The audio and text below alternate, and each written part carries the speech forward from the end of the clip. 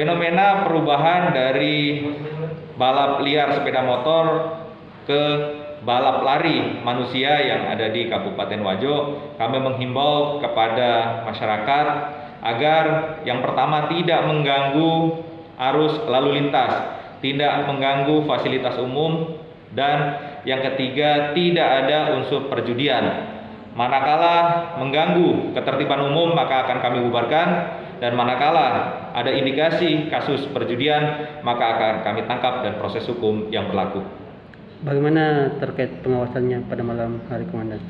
Dalam pengawasannya kami menyiapkan peleton siaga yang setiap malam melakukan patroli biru di jajaran Polres Wajo ini. Dari masyarakat bisa menelpon ke 112 maupun 110 apabila mendapatkan hambatan, ancaman, gangguan maupun gangguan ketertiban umum, baik balap liar maupun balap lari ini. Terima kasih sudah nonton. Jangan lupa like, subscribe, dan share ya.